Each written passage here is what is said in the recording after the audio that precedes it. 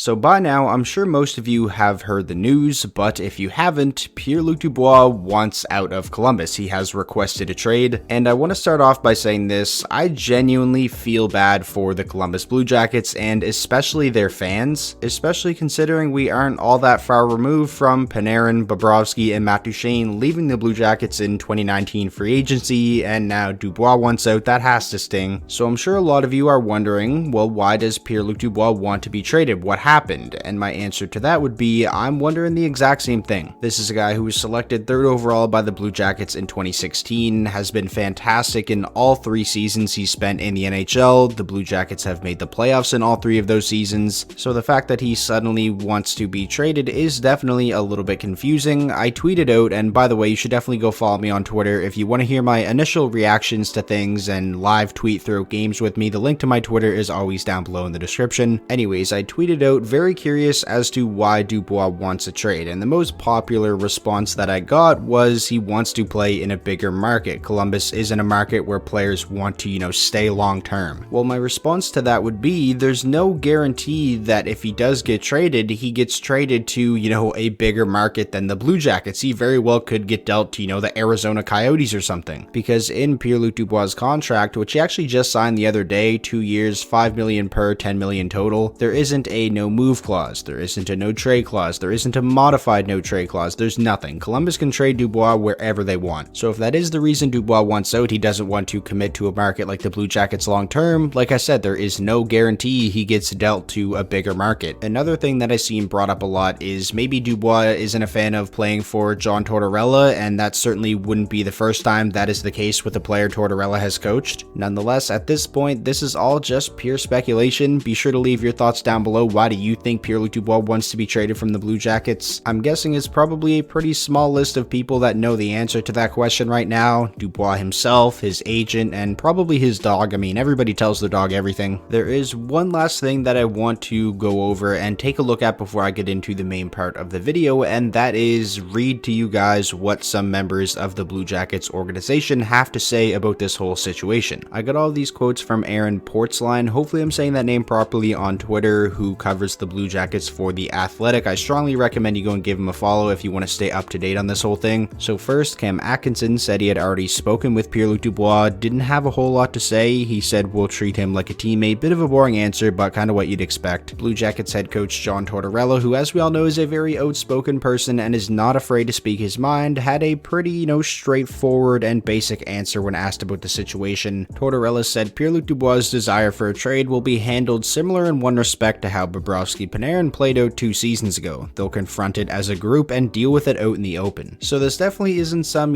keep it on the down low, behind closed doors type of trade request. Everybody knows about it, and with training camps literally just opening, there is potential that this could be, a little bit of a distraction. However, Pierre-Luc Dubois himself kind of shut down the idea of it being a distraction. He was asked about it and said, I'm gonna be the best player I can be, the best teammate I can be, and the best person I can be. I don't want it to be a distraction, so I think that's the only way. If I go out there and work hard in practices, have a good attitude, work hard in games, play well, I think it's not a distraction. It's if I don't do those things that it could become one, but I know the attitude I'm going to have. I know I'm going to work hard and have a good attitude and be a good teammate, so I hope it's not a distraction. So Dubois is definitely saying all of the right things. It's not like he went to the Blue Jackets front office and demanded he be traded immediately, and if he's not, he won't show up to training camp, this, that, and the other thing. As long as he's a member of Columbus, he's gonna give it his all. But now that you guys are up to date with the whole situation, I want to get to the main part of the video, and that is go over 5 potential Pierre-Luc Dubois trades that I think could actually happen. Now, I'm not going to be giving you guys exact mock trades, I'm more so just going to go over 5 teams that I think are in a good position to trade for Pierre-Luc Dubois, and what could potentially be going back to Columbus if a trade were to take place with that team. So the first team that I want to talk about is the Winnipeg Jets. When I first heard that Pierre-Luc Dubois wanted out of Columbus and I started, brainstorming what a potential Dubois trade could look like, the Jets were the first team that came to my mind. So what type of package could Winnipeg offer up in exchange for Pierre-Luc Dubois? Well, I can tell you this, if Dubois does get dealt to Winnipeg, 100% Patrick Laine would be going back to Columbus, whether it would be a 1-for-1 swap or there could be some other pieces involved. Jack Roslovic, who wants out of Winnipeg and recently requested a trade, maybe he could go to Columbus as part of this trade, and maybe Winnipeg gets a defenseman defenseman from the Blue Jackets? Who knows, but like I said, Laine would 100% be a part of the deal, and I'd imagine that would have to be pretty intriguing for the Blue Jackets. While I'm almost certain every single team in the NHL would love to have Pierre-Luc Dubois on their team, how many teams could offer up the type of player that Patrik Laine is, and most importantly, would be willing to offer up that type of player? Not a whole lot, that's for sure, and we know that the Winnipeg Jets are willing to trade Patrik Laine because earlier in the offseason, it was reported that they were actively looking at trading him. And if I remember correctly, one of the teams that were reportedly interested in Patrik Laine were the Columbus Blue Jackets. I don't know about you guys, but to me, this makes all the sense in the world, and could you imagine a 1-2 punch down the middle in Winnipeg of Mark Scheifele and Pierre-Luc Dubois, and they'd still have wingers like Blake Wheeler, Nikolai Ehlers, and Kyle Connor, and for the Blue Jackets, I feel like this would be them making the most out of this situation, getting somebody like Laine, who's the same age as Pierre-Luc Dubois. He was actually drafted one spot ahead of him back in 2016, scored 44 goals as a sophomore. I think he's going to have at least a couple 50-goal seasons throughout his career, and this past season we saw an improvement in Patrik Laine's defensive game. It's definitely still not good, but if this trade were to happen and Patty Laine was playing under John Tortorella, I'd imagine we'd see pretty big improvements in that aspect of his game over time, because when you're playing under John Tortorella, you have to be at least somewhat defensively responsible or you're probably not going to play.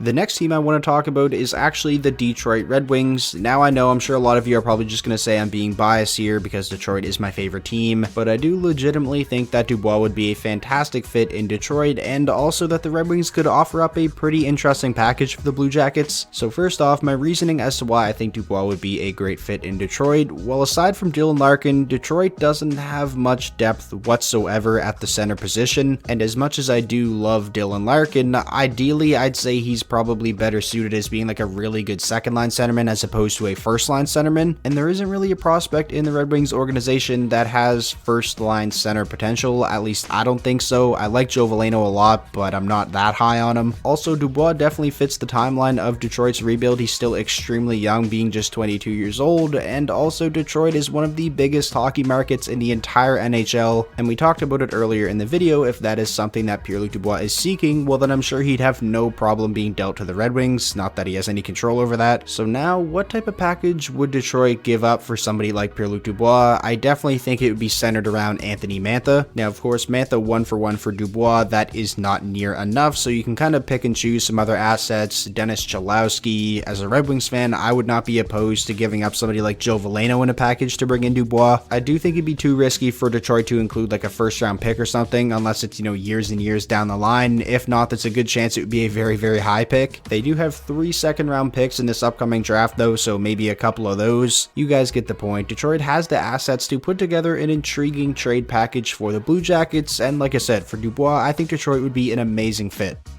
Moving along now, the next team I want to talk about, the Montreal Canadiens. There's a young French-Canadian stud centerman available. I think they are going to be all over this. Could you imagine a center duo moving into the future of Pierre-Luc Dubois and Nick Suzuki? That would be absolutely nuts. So what would a Pierre-Luc Dubois trade to the Canadiens look like? Well, I can tell you they're definitely not trading Nick Suzuki. I'd imagine he is untouchable. Jesperi Kotkaniemi though, Montreal's 3rd overall pick from the 2018 draft. If a Dubois trade to Montreal did happen, I could 100% see Jesperi Kotkaniemi being part of the package that went to Columbus. Now obviously Kotkaniemi by himself would not be enough to get this deal done, but Montreal still does have a lot of other assets that they could include. Jonathan Drouin, I've touched on the idea of Montreal potentially trading him a couple of times this offseason just due to the fact that they brought in Josh Anderson and signed Tyler Toffoli, and then maybe Montreal's first round pick in the 2021 draft. I don't think Montreal would really have to worry about that becoming, a top 3 pick or anything unless they have an extremely disappointing season. And if the Canadiens don't want to trade Kotkaniemi, maybe they could include somebody like Cole Caulfield instead, or Alexander Romanov. They have a whole lot of assets. I definitely think they could make this work. I really love the idea of Pierre-Luc Dubois playing in Montreal, and I'd say the Canadiens probably do too. Habs fans, let me know, what would you be willing to give up to bring in Dubois?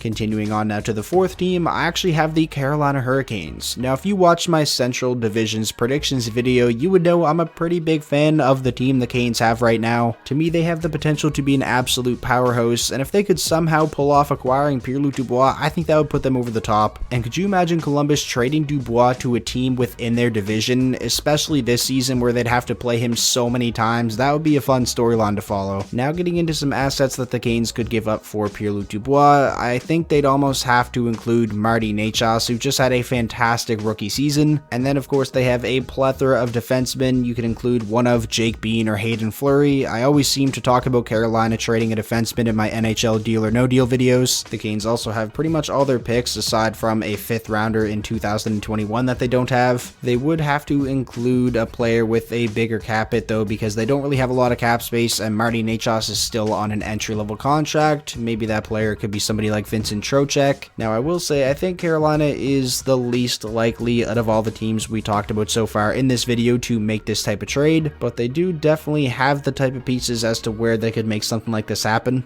And now finally, to finish off the video with the 5th team I have to talk about, the Minnesota Wild. I've said this multiple times throughout the offseason, I feel like a broken record, but like, who's Minnesota's #1 center right now? One day, yeah, it could be Marco Rossi, but right now, they don't have a true #1 center or anything close to it. So that is the biggest reason why I think the Minnesota Wild could be interested in acquiring somebody like Pierre-Luc Dubois. The only thing is, I don't really know what Minnesota would be willing to give up for Pierre-Luc Dubois. They're not trading Rossi or Kaprizov, and I don't really think they'd be too interested in trading Kevin Fiala after the season that he just had. Defenseman Matt Dumba I could definitely see going back the other way, but then again, I don't really know if Columbus would want a defenseman being the biggest part of a return they get for Dubois, because they already have Werenski and Jones. So while I do think Pierre-Luc Dubois would be an amazing fit in Minnesota, I'm just not 100% sure how the Wild would make this work. I feel like it would have to be something like Joel Eriksson Ek, Matt Dumba, and a 1st round pick, or maybe instead of a 1st round pick, Matthew Boldy. Is that a package that Columbus would be interested in though? Who knows? I don't really think it's on par with what Winnipeg and Montreal could give up, for instance, those teams that we already talked about. I figured I'd include the Wild in the video anyways because of, like I said, how weak they are down the middle, and if a young center like Dubois is available on the trade market, I think they at least have to try. So that is going to wrap up today's video. Those were 5 potential Pierre-Luc Dubois trades that I think could actually happen. Be sure to get down there in the comment section and let me know all of your thoughts and predictions on what you think is going to happen with Dubois. If you did enjoy the video, please be sure to leave it a like. That is the best way to show your support. And most importantly, if this is your first time on the channel and you want more NHL content just like this, be sure to hit that subscribe button, and I will talk to you all in the next video.